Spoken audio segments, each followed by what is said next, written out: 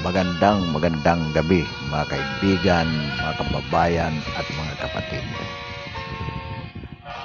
Narinig po natin ang pahayag ng bagong PNP chief at ganon din po yung bagong nakatalaga na commanding army general. Ayon po sa kanila, ibig sabihin po Army at PNP, base po sa mga kanilang isa po sa mga prioridad nila ang wakasan ang local rebellion ng CPP, NPA, NDF na ideklarang mga terorista. At ganoon din po yung mga ibang rebel sa Mindanao, tulad po ng Abu Sayyaf, Islamia, etc. Ito po ay magandang development sapagkat alam po naman natin na itong mga local rebellions ay matagal na pong naging hadlang ito sa development ng ating bansa. Bukod pa po sa katotohanan na marami ng buhay ang naibuhis dito at malaki pong pundo ng bayan ang napupunta po rito para gastusan ang kumpanya laban sa mga local terrorist na ito. Ganon din po yung perwisyo na kanilang dulot sa ating ekonomiya, sa seguridad ng mga mamamayan at sa ating mga infrastructures. So ibig po sabihin talagang dapat lamang na pag-ukulan ito ng malaking sapat na effort ng ating mga peace officers. Otherwise, wala po talaga tayong substantial progress and development na matatamo kung hindi po mawawakasan ang local terrorism na ito. Pero bakit nga po ba tumatagal ito ng ganito? Nakakalungkot po sapagkat mismo paulit-ulit po natin itong binabanggit na mismong mga tao sa gobyerno, matataas ang posisyon, ang nagsisilbing protector ng mga local rebels na ito, lalong-lalo na po sa panig ng CPP, NPA, NDF. Halimbawa po niyan, itong mga senador, partikular itong si Ping Lacson, si Pangilinan, si Drilon, at karamihan po sa kanila, itong nagnanais na buwagin ang NTF-ELCAC. Ang NTF-ELCAC po, katulad ng nabanggit natin ng paulit-ulit, ito po ang ahensya specifically in charge to end the local communist as a terrorist group. And yet, gustong-gusto po ng mga senador na alisan ito ng budget. Na ibig po sabihin, kapag ito ay nalisan ng budget,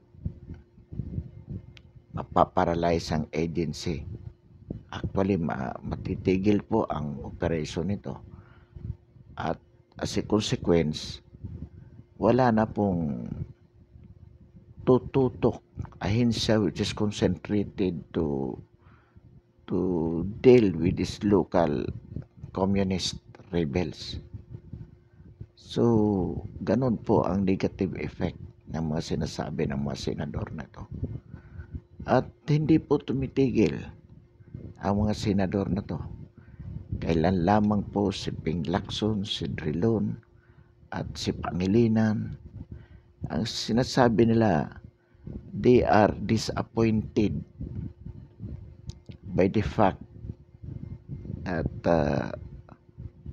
Antonio Parlade, the spokesman of the said National Task Force to End Local Communist, hindi raw po tinanggal sa bilang spokesman ng nabanggit na ahensya. Katunayan, nagdagdag pa ng maraming spokespersons. So sabi ni Ping Lacson, nakakalungkot na hindi pinakikinggan ng NTF-ELCAC ang kanilang panawagan na tanggalin si Antonio Parlade, si Lieutenant General Parlade. Kasama po yung kanyang co-spokesperson in the person of Undersecretary Badoy. At ayon pa rin kay Senator Lacson,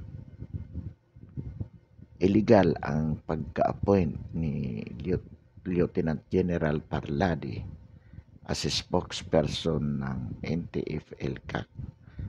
Ang sinasabi niya, it is against the Constitution. Ano po ang masasabi ng isang bayanan dito sa mga sinasabi ni particular Senator Lacson?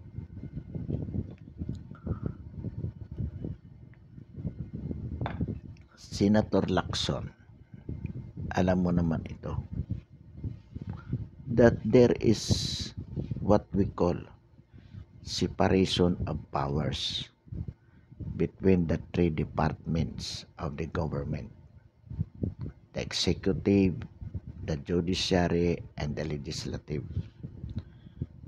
Wala pong pakialaman ang tatlong departamento. Although of course there will be a coordination among themselves, among the three departments. But as to the performance of their functions, separate po. So in other words, Ping Lacson, yung sinasabi mo na ipinagusto mong matanggal si Antonio Parlade as a spokesperson ng NTF-ELCAC, that is encroachment by the legislative of the executive domain. Bakit po? Ang NTF-ELCAC belongs to the executive department. So, strictly speaking, wala pong pakialam ang legislature. Tapos ikaw, Ping Lacson, ipinagsisigawan mo sa publiko na dismayado kayo ang Senado dahil hindi sinunod ang gusto nyo na tanggalin si Antonio Parlade. At ang sabi nyo, nagdagdag pa, dagdag gastos. To the judgment of the executive department, specifically the president through the defense secretary, kailangan si Antonio Parlade sa nabanggit na position. And there is a need for an additional spokesperson. So, nagdagdag. Bakit kayo nakikialam? The executive department does not interfere with your function as lawmakers. Pero kayong masyado kayong pakialamero. Nangangahulugan lang na arugante. Kayo ang arugante. Hindi yung NTF-ELCAC. At inuulit natin, ano ang interes nyo para tanggalin katulad din naman ng interest nyo para alisan ng budget ang NTF-ELCAC. Ang ibig lang sabihin niyan, you want to paralyze the said agency. Paralyzing it is to a certain degree protecting the CPP, NPA, NTF, promoting their interest. At iyan ang gusto niyong mangyari to the prejudice of the Filipino people. Yan ping lakson ang gusto niyong mangyari. Lalo na ikaw, sapagkat ikaw ang talagang masigasig na tanggalin ito si Parladi. At kayo din, kayo ring mga senador, ang gustong magpasa ng bill criminalizing the red tagging. Ang tawag nyo, red tagging. But in so far as the NTF-ELCAC is concerned, it is not red tagging. It is identifying publicly for the public to know kung sino-sino itong mga affiliated members at supporters ng CPP, NPA, NTF. And the public must know because in the first place, it is for their security. Sino-sino ba ang pwede nilang iwasan? Sino-sino ba ang pwedeng i-report ng sambayanan? Tumulong sa kasundaluhan at kapulisan para mag-monitor sa mga taong ito who are publicly identified as supporters, as members. Kasi kung hindi yan isasabihin sa publiko, if they would not be identified, then there is no way for the public to know na ito palang mga tao na ito ay dangerous. Tapos sasabihin nyo red tagging. Sapagkat isa din kayo sa mga nare-red tag. Kasi promoter kayo to ng CPP, NPA, NTF. Bakit? Kasi nga nagagamit nyo na private army nyo ito mga NPA na to para kung may gusto kayo ipalikida madali away from suspicion na kayo ang mastermind. Siyempre hindi naman maimbestigahan yan. Yan talaga ang katotohanan. So another thing, Ping Lacson, sinasabi mo illegal ang appointment ni General Parladi sa NTF-ELCAC because you believe that the NTF-ELCAC is a civilian agency and under the Constitution no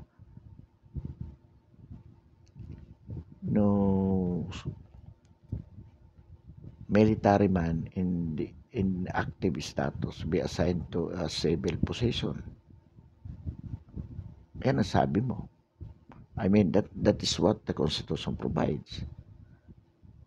At ang sinasabi mo, agency kasi, private agency ang NTF-ELCAC. Well, that is your interpretation. But in so far as the President is concerned, to which we do agree anyway, NTF-ELCAC is primarily a military agency, adjunct of the armed forces to fight against rebellion.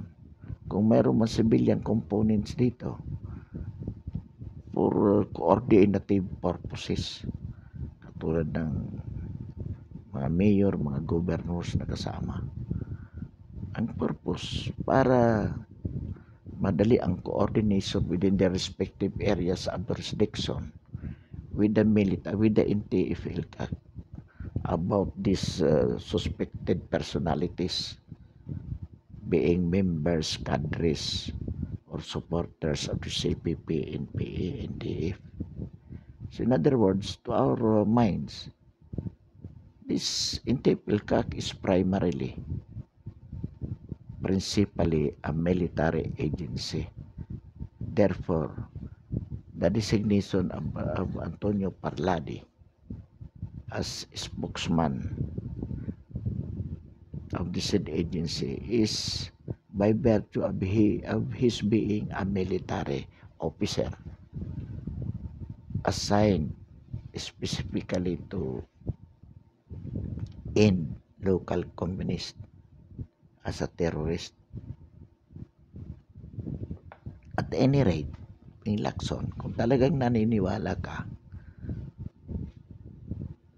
then file an appropriate case with the Supreme Court so that the Supreme Court will have the opportunity to rule on the matter. Sampahan mo ng quo warranto o any case that is appropriate. Hindi pwedeng daldal ka lang ng daldal na walang katuturan. Sabi mo, ngayong 2022 the electorate should wisely vote. O di patunayan mo. Pero ang ginagawa mo basta lang magkaroon ng media leverage. Pero hindi mo naman ginagawa ang tamang hakbang. Ang tagal mo nang sinasabi yan na bawal para kay Parladi to be the spokesperson of the Intipilcak. Kahit anong sabihin mo, hindi naman ikaw ang final arbiter na magsasabi kung yan nga yan constitutional or constitutional. It will only be for the Supreme Court to finally say whether in fact it is constitutional or unconstitutional. So, salip daldal ka ng daldal, Ping Lacson, dalhin mo sa court yan by filing an appropriate case against Parladi and the Intipilcak. That should you do. The proper thing of doing it. The proper way of doing it. Ngayon, sabi nyo, dagdag gastos ang additional spokespersons o spokespersons. Well, assuming talagang dagdag gastusan, but if it is necessary that we need to have a more spokespersons so that the dissemination of the informations can easily be disseminated, spread throughout the country, that's good enough. In fact, kailan lang napabalita na yung mga guro sa Butuan, they have disaffiliated from Alliance of Concerned Teachers party list. And that's because of the Intipilcak information campaign, identifying publicly that the Alliance of Concerned Teachers is one of the as a party list is one of the legal front organization of the CPP and PND. Without such identification ascribed to ACT, to Alliance Concerns of Alliance Concern of Teachers, Alliance of Concerned Teachers. Well, this specific group of teachers from Butuan City definitely would not have disaffiliated. At marami pa dyan. We hope that with the identification given to courage, being the federations of the government employees attached to the CPP and PNTF without the members actually knowing that courage is such is the one of the front organization of the CPP and PNTF, then the members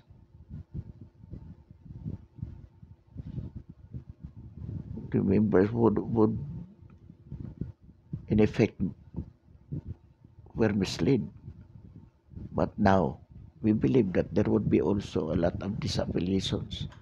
Sabi nga yung mga DSWD employees, bisa nabasa nating report, nag-disaffiliate na rin sa courage. So malaking bagay po yung tinatawag natin, yung ginagawa ng NTF-ELCAC, informing the public who is who and which is which, in any way affiliated with the CPP and PNTF. At ito ang inaayawan ng mga senador. Sino-sino to? Yan si Lacson, Rilon, Crispo, marami. Soto, lahat sila. Halos. Itong pumirma na tanggalin si Parlade. Marami yan. Pacquiao. Pisa natin sa kay Lacson, Rilon, Pangilinan, Hontiveros, De Lima, Pacquiao, Villanueva, Sobere, Pimentel, Gatchalian, Villanueva, Binay, Crispo, Soto, Cayetano, marami.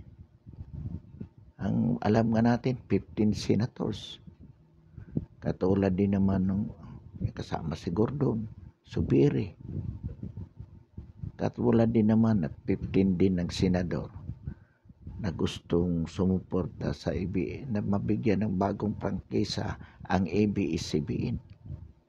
Kahit malaking utang sa DBB, kahit hindi nagbabayad ng buwis. So, makikita po natin na itong mga senadors na ito ay talagang ginagamit lang ang kanilang posisyon para i-promote yung kanilang mga political interest without due regards to the genuine interest of the people. Yun po ang katotohanan. Kaya ang bansa po natin sa matagal na panahon ay ganito, sada lugmok sa hirap, sa kahirapan, sapagkat itong mga taong ito ay matagal na rin nanunungkulan and they are just but serving their own interest, of course under the guise that what they are doing is for the people. Yun ang pinalalabas nila na yung kanilang ginagawa ay para sa tao, ngayong hindi naman talaga. So ito ang napakasakit na bahagi po.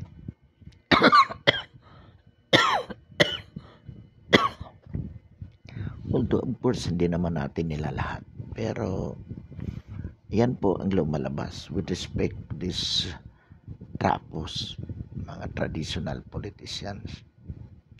Kaya mga kababayan, mga kapatid,